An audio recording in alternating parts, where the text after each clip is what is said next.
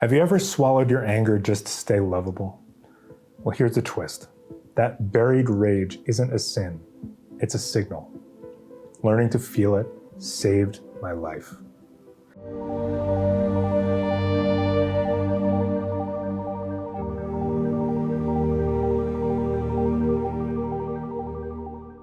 For many of us, anger was dangerous growing up. Expressing it meant punishment or ridicule. We learned to equate anger with aggression, and aggression with losing love. The result was repressed anger, a force turned inward. Repressed anger can masquerade as depression, people-pleasing, paranoia, or passive aggression. It takes up so much energy to suppress, and it leaves us tired and numb. And when it turns inward, we start to believe we're bad just for feeling it. In my 20s, I prided myself on being easygoing. I never raised my voice. I let people cut in line. And when a partner betrayed me, I smiled and said, it's fine. Months later, I couldn't get out of bed. And what looked like depression turned out to be anger shoved so deep, it had nowhere else to go. When I finally let myself feel it, I realized anger wasn't violent. It was clarifying.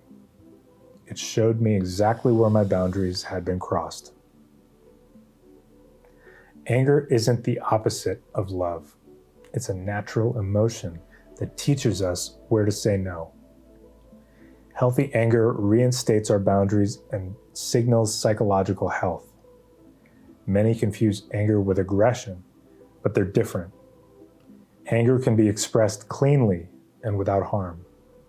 Suppressing it, on the other hand, burns us from the inside. From a spiritual lens, anger actually has momentum. On the David Hawkins scale of consciousness, it sits higher than shame or apathy because it contains movement. It can propel us toward courage. Emotions, as teachers like Eckhart Tolle remind us, are just energy passing through. They become destructive only when we fuse our identity with them. And as Alan Watts joked, suppressing anger is like holding in a sneeze, uncomfortable and eventually impossible. The body insists on release. So try this when you feel anger stuck inside. Acknowledge anger's function. Write about a time when anger could have protected you. What boundary was crossed? Safe expression. Give yourself 2 minutes to move anger physically. Squeeze a pillow, stomp your feet, shake your arms. Keep your breath steady. Channel into voice. Speak out loud what you wish you could have said. I'm not okay with this. Notice the relief of naming it. Self-compassion. Place a hand on your heart and affirm it's okay to be angry. My anger shows me where I need care. You might burst into tears. That's normal. Tears often thaw long frozen anger. Over time, you'll notice the difference between aggression and clear anger. One tries to control, the other restores self-respect. If you fear anger makes you a bad person, remember that repressing it doesn't make it disappear. It leaks out as resentment or passive aggression, so meeting it consciously is healthier for everyone. Within non-dual spirituality, anger is simply energy. As Ram Dass said, it's all grist for the mill. Even anger can open a doorway to awareness when we observe it without judgment.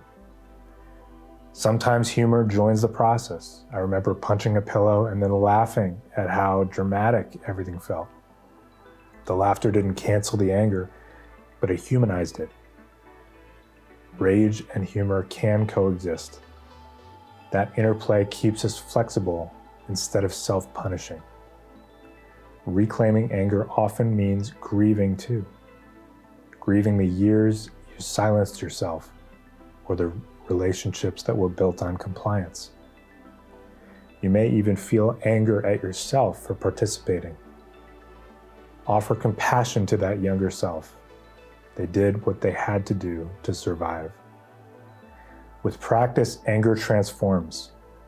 What once felt explosive becomes a steady flame. It fuels your voice, your choices, and your creativity. It refuses to let you settle for less than truth. And in this way, anger becomes sacred. Not because it feels pleasant, but because it honors your worth. If you're stuck between numbness and rage, download my free meditation. It's designed to guide you through anger safely, without self-judgment. The link is below. And if you'd like a free map, trauma-informed map through the dark night of the soul, check out my free masterclass right here. And as always, may the shadow wane and the stardust remain.